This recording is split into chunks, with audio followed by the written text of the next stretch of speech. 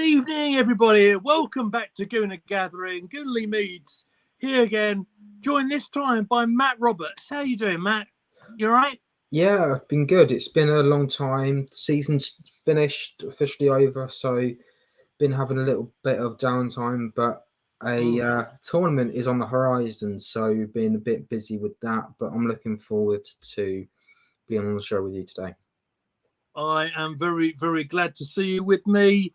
Big up to Unbiased TV, who I interacted with on Twitter the other day, and it's good to see you in the chat. We've got a lot of stuff to go into tonight.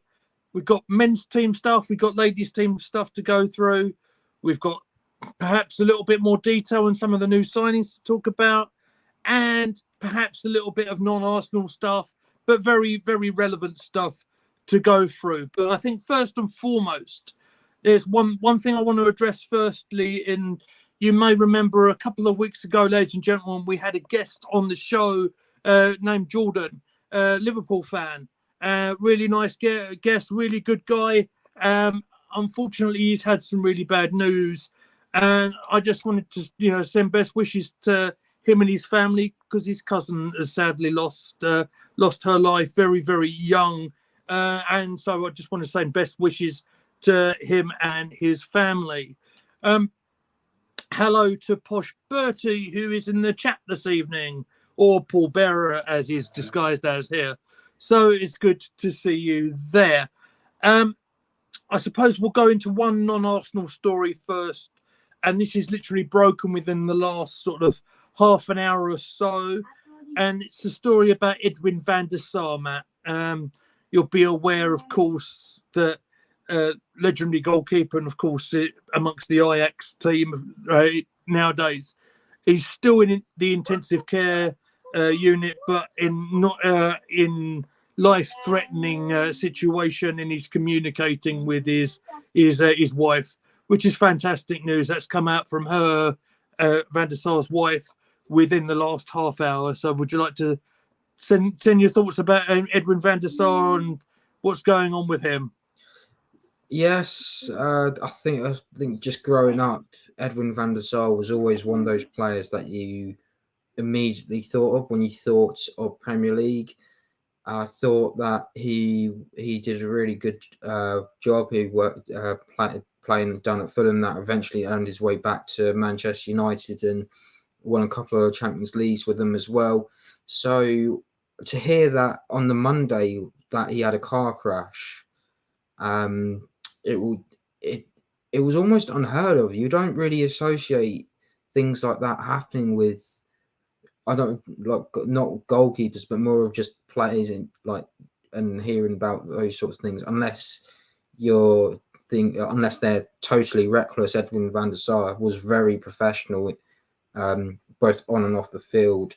When you listen to stories, Jaap Stam, any of that Ajax team really around that 90s, or even the Man United team and Fulham teams of the early 2000s, will always talk about how Edwin conducted himself very professionally, and he was almost very iconic, not to everyone. And it's also a bit strange that it's happened in and around the Netherlands. I consider the Netherlands a very safe place as a country.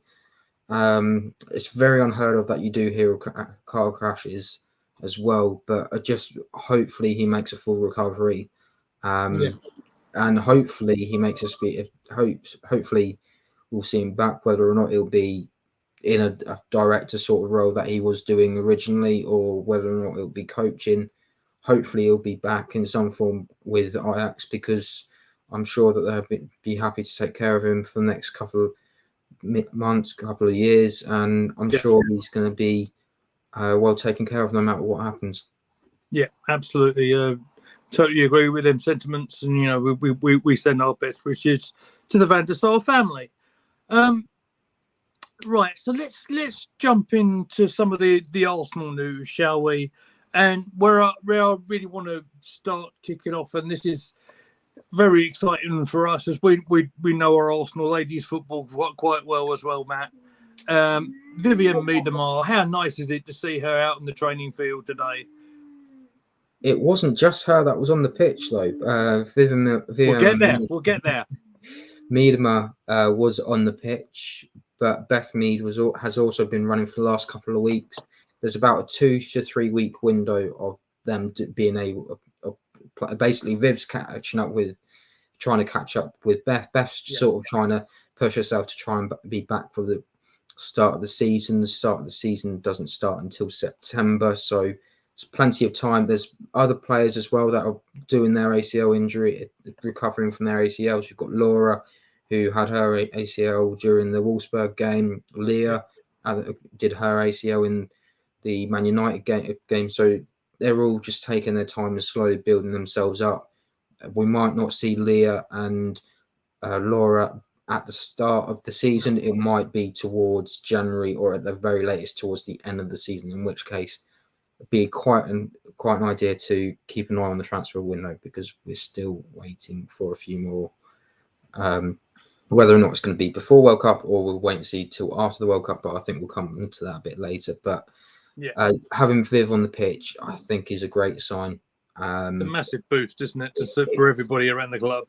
It's huge. It's essentially the start of a recovery period. The fact that mentally she'll be more prepared and she'll be looking forward to trying to see where she goes. She's still being realistic. She knows that perhaps she might not get on that pitch in September. It might be August. It might be nearer towards November by the start that she feels that she is 100%. But the fact of the matter is, both Beth and Viv have been going for well over 2 or 3 years without much of a break, apart from Beth, who missed out on the Olympic squad. But they just need to take this time and sort of adjust. And we saw them take a nice little break at Wimbledon. I saw this. And she wasn't just at Wimbledon, was she? She was at Silverstone as well. Yeah. And it was nice to see Leah there as well. Leah was really enjoying herself at both Wimbledon and Silverstone. So it was very interesting. But she's probably never been busier, in all fairness.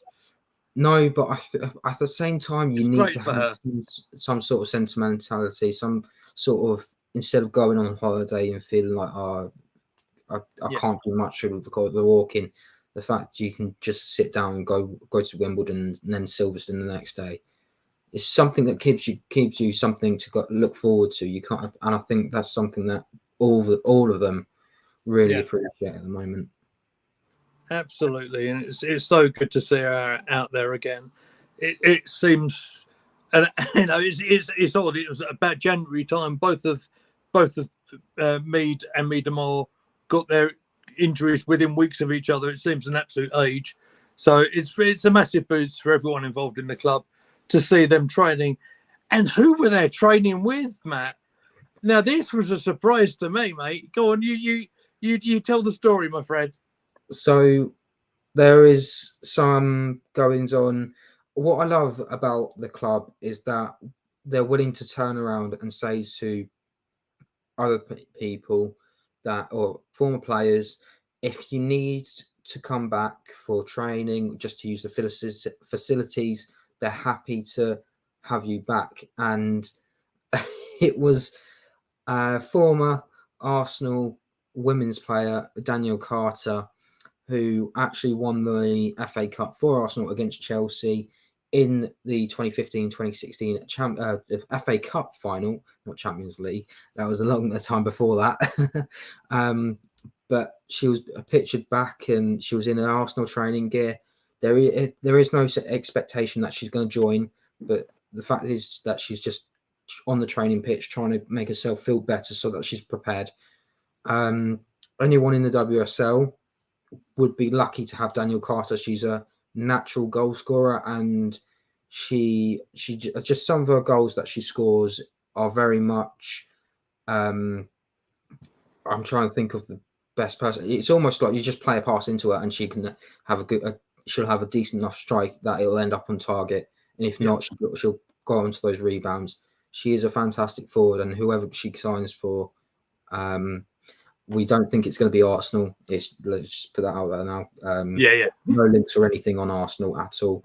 But wherever she ends up, they're going to have a WSL experienced player on their hands, and that's going to come in handy, that's for sure. Of course, Dan's contract at Brighton and Hove Albion had run out, hadn't it? And I believe she's training with the Arsenal just to keep her fitness up, and I suppose saying hello to some old friends as well. And alongside them, I didn't expect to see and speak about Benica Phobie. Now, any younger Arsenal fans who are around might not know the name of Benica Phobie, but he was very much a youth team player from back in the day. He's had spells all around the world, in fact, now. I don't know what his current status is, but it was nice to see him having a laugh and a joke and being out there at the training ground. I literally saw that today on Twitter, I think. Yeah, and it's a bit similar. As almost like if you've got a free contract or if you haven't got anything going on, Arsenal do open that door back up to you. I remember a couple of times Cesc Fabregas coming back to train. I remember, I believe at one point Santi Cazorla was training at some point. I can't remember when. I think it was on the off season. It might not. No, sorry, it was Robert Perez. A couple of times. Bobby Perez pops up whenever he likes, to be honest, doesn't he? He could probably still do a job somewhere else, to be honest.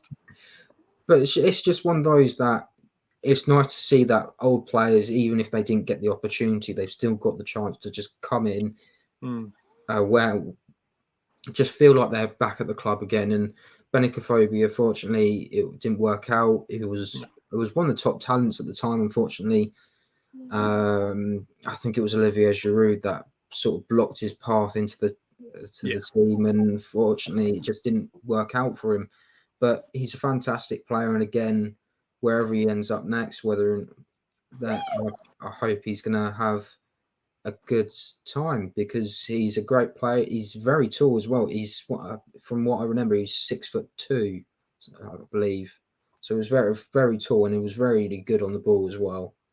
Yeah, absolutely. He was a goal poacher, wasn't he? Absolutely, was a goal poacher. So we'll see. We'll see what happens with him. He might well be doing some coaching badges over there at the training ground as well. That came into my mind as well. But we shall see. Nothing official. Hey, there is a post going, for perhaps a number 2 on the bench, So you never know. It could be Benica Phobie. It could be Santi Cazorla. It's not I've had it. Robin van Persie is trying to. I'm trying to say, it's not been a long day, really, ladies and gentlemen. It hasn't. But as I just keep an eye on my little girl, who's just right behind me. Amy, do you want to say hello to everybody? Amy, come and jump in and say hello to everybody. Say hello. Say hello. And where should they subscribe to? They need to subscribe to Gooner Gathering, don't they? Gooner Gathering. That's right. You got it, mate. Right. You got it, mate. Okay. Go on. You can go back to your dinner. Quick run in from my lovely little girl. I'm on daddy duty as well, ladies and gentlemen. So it's a busy night in the Meadows household, I can tell you. So where do I need to go now? I think probably best place, and you're the best person to speak about on this one, Matt, I think. Let's go back to the ladies' team, shall we? Or carry on with the ladies' team. And a confirmed departure. Probably not one that's probably not unexpected. Now, Anna Patten, I believe, has had a couple of spells out at Aston Villa, but she's now joined them to join. Oh my goodness, my brain has been fried because I'm with Amy, I can tell you. Aston Villa. Sorry? Aston Villa. Aston Villa, I think that's what I tried to say. But she's just joined Aston Villa on a permanent contract. Your thoughts on Anna Patten? I think you'll probably know much more about her than I would. Yes, so originally Anna Patten was a huge player for Villa. Anita Sante was still playing at the time. They were looking to fill that centre-back role, and Anita Sante would be basically her partner and she would be guiding her through the games. She originally joined Villa on January last year on loan. It was going to be 6 months, and then we were probably expecting her to see how she did. Jonas was going to evaluate her, see whether or not he could use her or not. He decided not to use her and send her out to Aston Villa for the full season, get her some more experience, and she's taken that and she's run with it. Unfortunately, her contract ended, and I was kind of hoping that she was going to stay because she can also play right back as well as centre back, but her aerial ability is amazing. She is essentially a brick wall in when it comes to those headers in the box, and she's been a fantastic serpent. She is a diehard Gooner, and unfortunately, I think she's done the right thing. She's going to a club where I think they're going to be challenging for Champions League. They're going to be wanting to make that next step up. They know that they've got a really decent squad already. They know that some of these other clubs, they might not have that firepower that they've had in previously. And I think Adam Patton's made the right move, and it's just a bit of a shame that she's leaving at the wrong time, realistically, because there's a huge opportunity for her now to get into the Arsenal squad with both Leah injured, Rafaela leaving, and also Laura at right back as well now missing out. So it's one of those things that unfortunately it's come at the wrong time in the wrong place. But I wish her all the best. A lot of fans do appreciate what Anna did, because there was a fantastic goal that she did score in the Champions League against former goalkeeper, but now Arsenal goalkeeper, Kayla Marquise. It was a lovely little chip over from Caitlin Ford.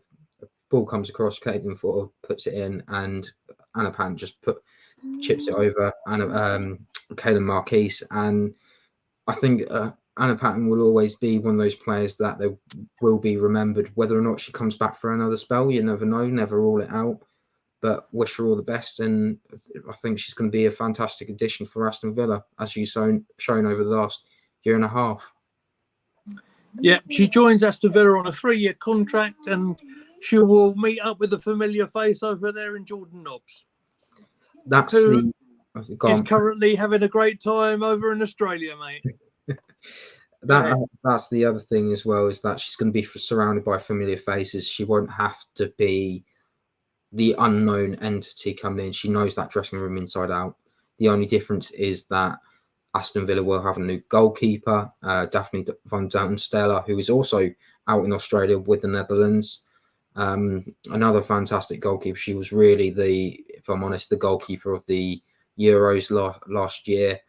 But it's going to be an opportunity it's a real opportunity, and you sense that if you weren't going to anyone outside of Arsenal or Chelsea, if you had to pick any other club, I'd probably be leaning towards Aston Villa as top of the pile at the moment, and she's going to be in the right hands with Kyla Ward.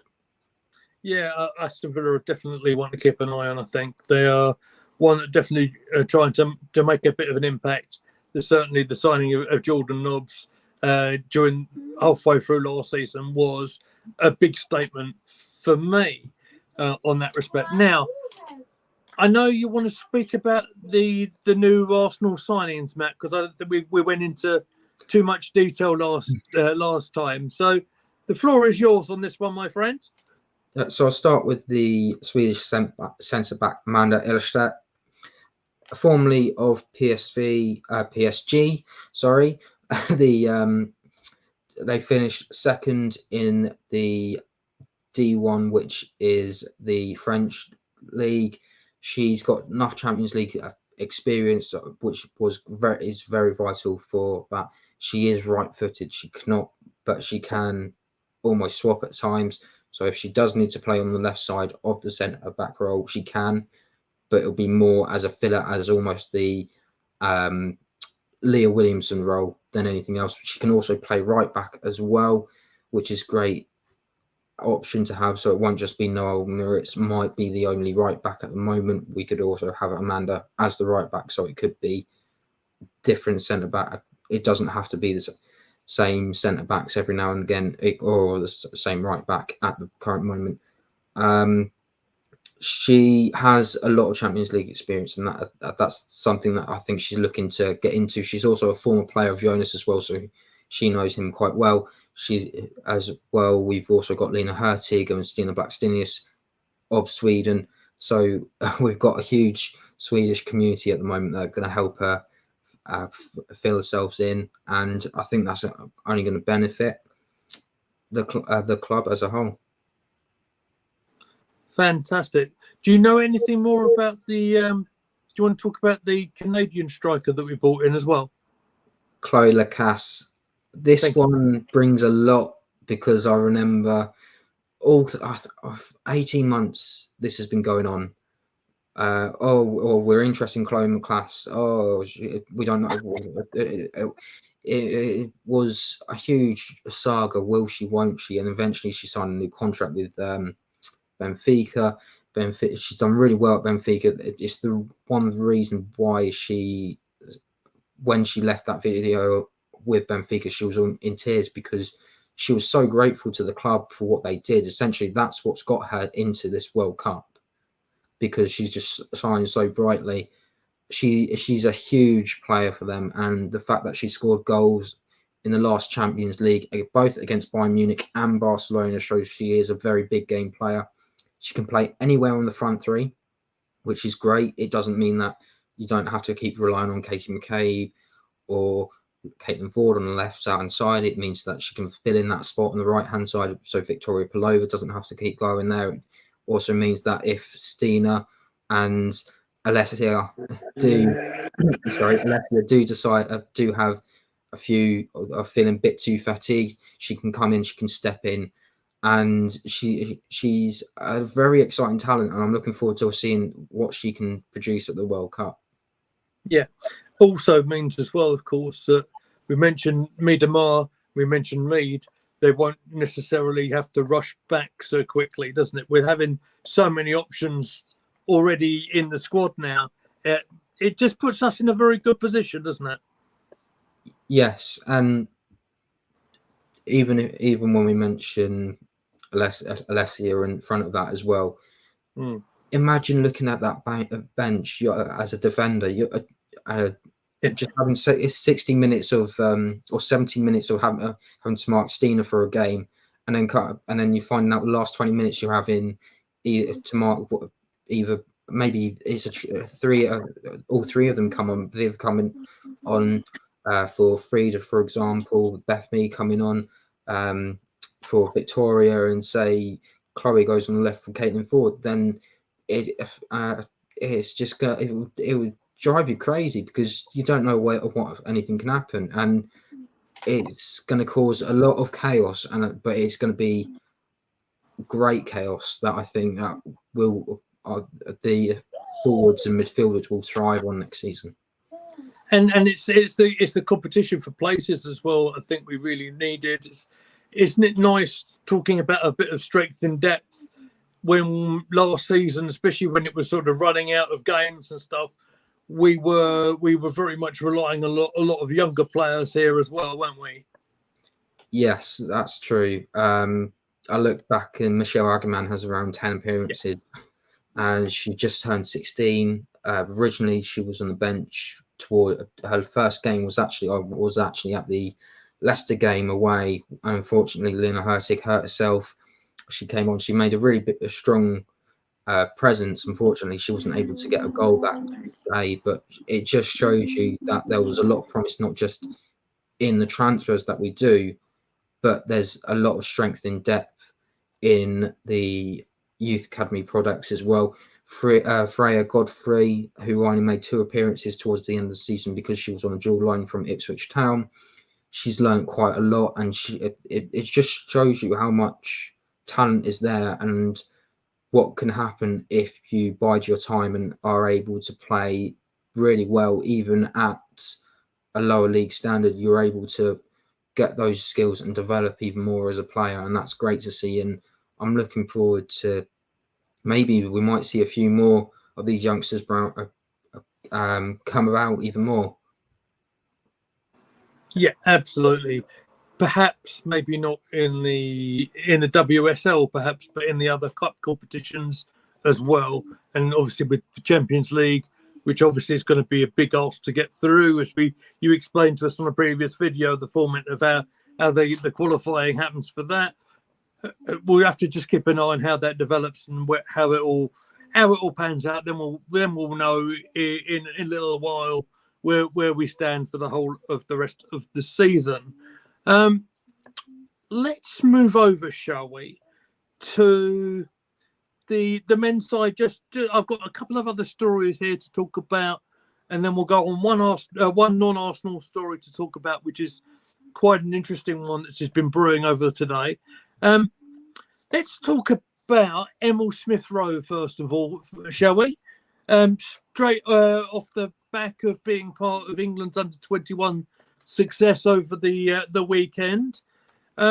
He is expected to join the first team squad up in the United States this weekend, I believe. Now, Emil missed a huge part of the last season just gone. I think he only made a couple of substitute appearances, in all fairness to him. He had a part to play in the summer, of course, with England winning the trophy. And instead of taking a bit of time off, I think the impression I'm getting is he wants to show Mikel Arteta that he wants to get in amongst it again and fight for his place in the Arsenal side. Your feelings on Emil Smith Rowe and where he might fit in for the next season coming up? Well, I remember that there was talk that he was going to be retrained. He wasn't just going to be the attacking midfielder or the winger. He was also going to play a bit deeper, very similar to the Xhaka, or it might be the Partey role. But it's an opportunity for him to learn and grow and develop himself. I think what he's learned this Euros has been so key. It made sense for him to go, just from the point of view that he was able to put in minutes and almost say, look, I am almost back to my best. And I think he knows that he's missed a lot. It's almost like the Cesc Fabregas sort of old, where he doesn't want to miss out on anything. And if he does miss out, he feels that he has to make it up by trying to work twice as hard and he doesn't want to miss out. We know that he's very talented, and I think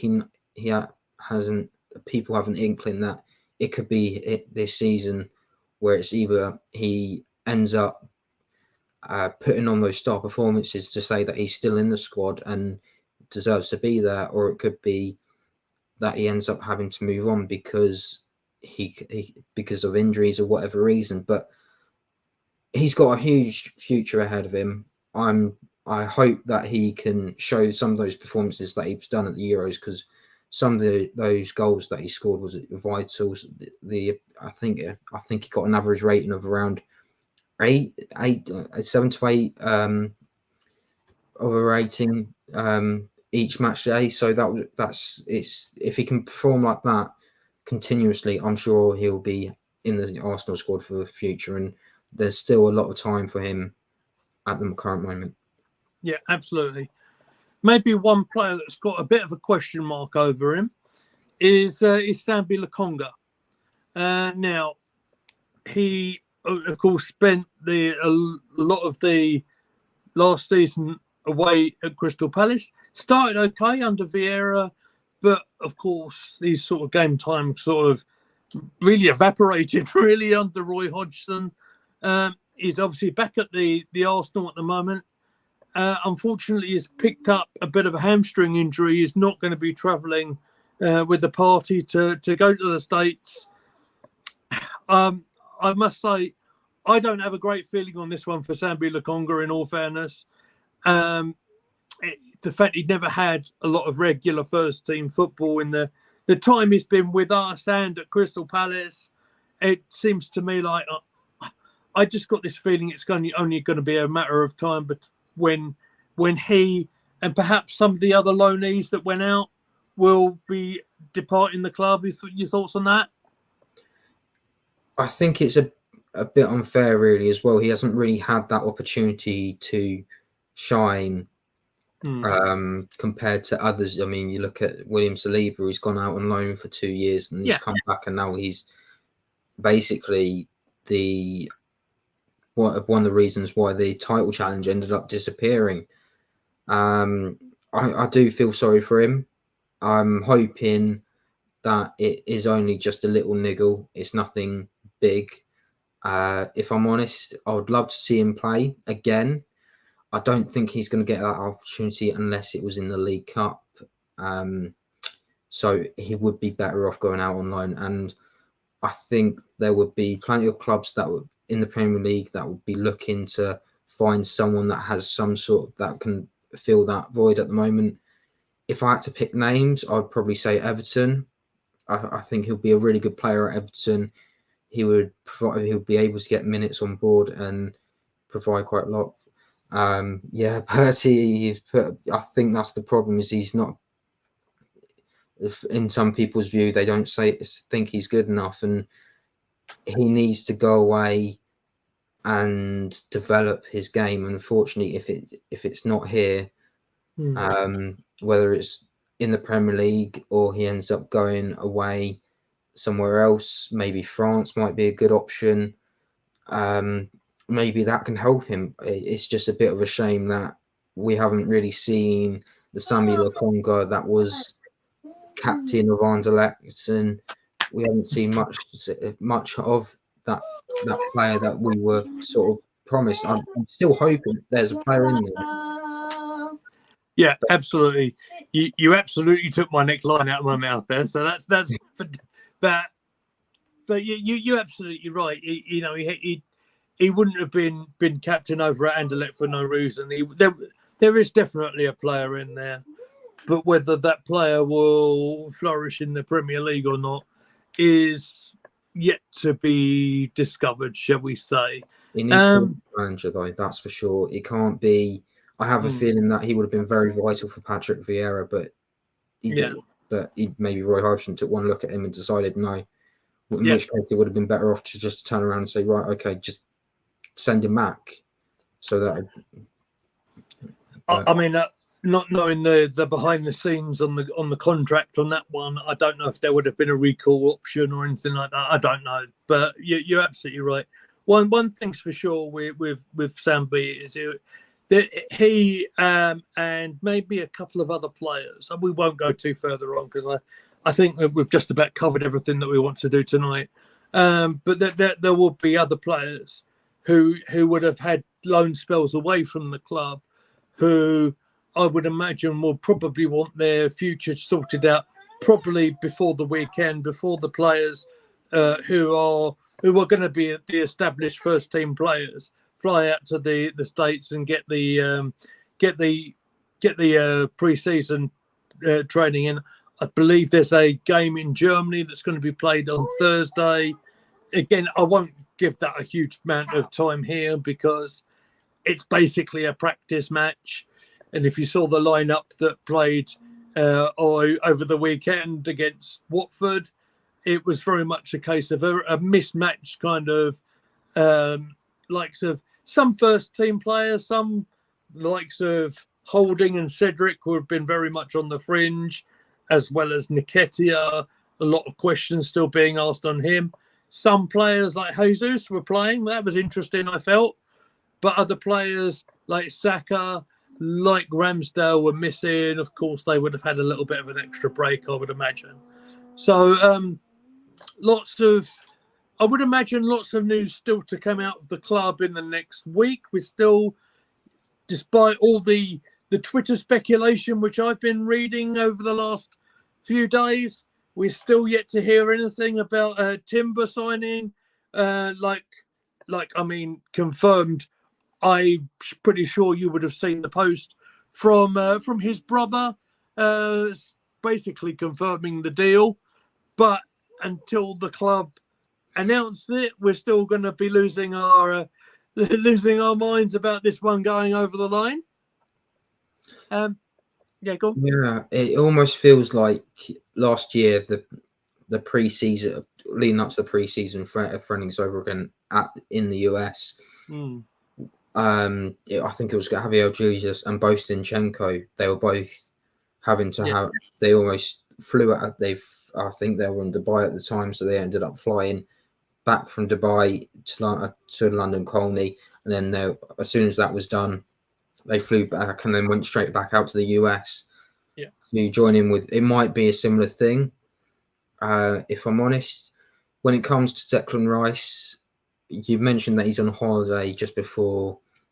At the moment, I imagine that if anything was to be done, it might be next week, maybe. But if it was really brief, I'd imagine it would be done by Friday. But this has been going on for about 2 weeks now. I thought it was about 3 years, to be honest. But what I had heard, now whether this is true or not, is that the Rice one is over the line and done, and he's done his media, and that'll be all released and stuff like that, and then he will see us in the States. But again, we like the slow build up here, don't we? And as saying Arsenal fans, we're definitely not losing our minds over this one. But he's going to be a massive signing for us, isn't he, Rice? I think his influential performances in the middle of the park for West Ham in particular last season. We've seen him for quite a while now. 24 years old. He's going to be a heck of a player for us, I think. Yeah, and I know I've seen a few. I've heard a few people say that Declan Rice, he's this, that, and the other. But I've heard some give messages and say when he comes back to the London Stadium that he's going to get a warm welcome, and he should, because in reality he's been at the club for a long time. He knows what it means to them, and unfortunately they've lost a really good player, but they've got a great. If I'm honest, they've probably got a great deal out of it because they can reinvest that money back into the squad. It's just a case of how much they're going to have to pay for a player like Declan Rice now. But maybe they can focus on other areas. You never know. But Declan Rice next season in the Arsenal midfield, it feels like a dream, almost like you're playing a video game and you're picking a player, and this is like the dream signing, but he's going to end up at another club. But that's what Posh Bertie's been telling me for the last 2 weeks. It surprised me because a couple of years ago, everyone said he was definitely going for Chelsea. That was it. No one else saw any other place. He wasn't going to go to United. He wasn't going to go to Man City. It was always going to be Chelsea. And then the boats just churned because Chelsea had the new ownership and everything as well.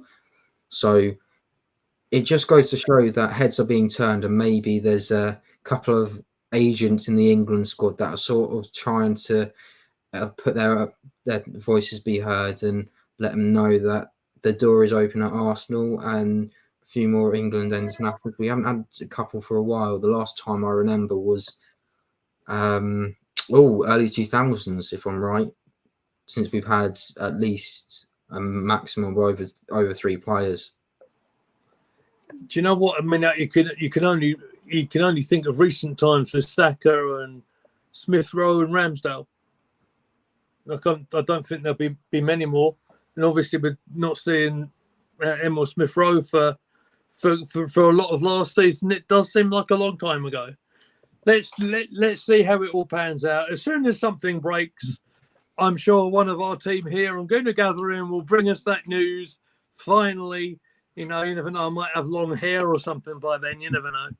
But do you know what, Matt? I think that probably just about finishes us up for tonight. A nice impromptu news stream, perhaps, but we've gone through an awful lot through both the ladies' game, for the men's side. There's possibly one story that I will bring up just for a little bit of fun and just to be a little bit mischievous, shall we say. And that's regarding our friends down the road at White Hart Lane. Here we go. So I'm going to talk about Harry Kane just briefly. And it appears, according to, I think it was L'Equipe, that they are going to try and get Bayern Munich, of course, are supposedly very, very interested in Harry Kane.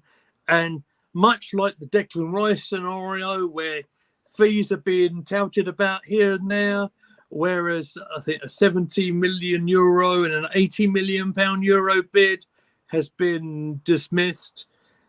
Bit of talk that they're going to go back in for him and going to hit that big 100 million euro bid.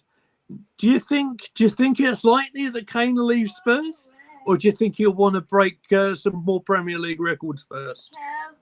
I think he's been looking at his career over the last. It's been over a decade, hasn't it? So looking back at his career, and he's just looked at his almost. You know what the odd thing is? You look at. I think since Tottenham last won a trophy, they've had 121 trophies from players that have left. Really? Or something ridiculous like that. And it just goes to show you, imagine what would Tottenham be without a Harry Kane? I know Ange Postecoglou, I think I probably mispronounced that wrong. He will probably want to keep him in there. But I think he's having a hard look in the mirror and going, you know what, I need to win something before I retire. I think I imagine he's only going to be around for the next four, maybe 5 years, and then he retires.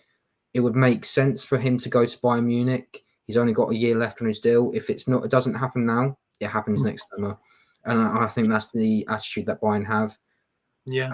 Bayern will definitely not go over a certain price. I imagine Daniel Levy's probably wanting up towards that 120 million mark. He's not going to get that. Not for a player that's got 1 year left on his contract. And although he's England's top goal scorer, he hasn't won anything apart from a couple of golden boots and things like that. There's nothing. Don't dismiss the Audi Cup now.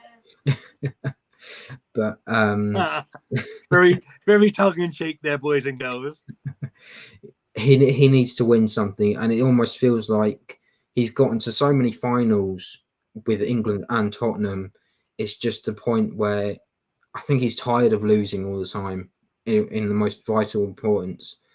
I think Tottenham haven't helped themselves. The fact that they sacked Jose Mourinho on the couple of days before the League Cup final as well, but still, it just feels that for anything to happen, as much as he loves Tottenham, quote unquote, as much as you'd like to, because there's that famous picture of him in the Arsenal shirt. Of course. But it's time for him to go. I think he knows it in his heart. I think, and he won't be alone because Georgia Stanway is also at Bayern Munich at the moment. Yeah. So she is struggling with the German language as well. So he won't be the only problems that does have problems with trying to speak the language over there. Even though I've struggled trying to speak German over in Munich as well. But they are a very friendly place, and if he does go, he's going to have a fantastic time there, and he's going to be guaranteed Champions League football as well, which is something that he will want as well. Fantastic. Well, again, I think for anything like with the Kane thing to happen, it's going to be very soon. I don't think it's going to. I personally think he's probably going to stay at Spurs for another year and then have a situation where he could be on a free contract, and then we'll see where he ends up next summer. But we shall see. We shall see. And just to wrap things up tonight, before I do that, there's another comment. Oh, very funny. You're going to say that. I just felt it coming, to be fair. I know this man so well, right? I can finish his sandwiches before he's even had them. So, yeah, Kane barely speak the English language. Yeah, we know. Before we wrap up and I can go and make sure that my little girl, who's actually refusing to have her dinner right now, and she's just not even looking at me. But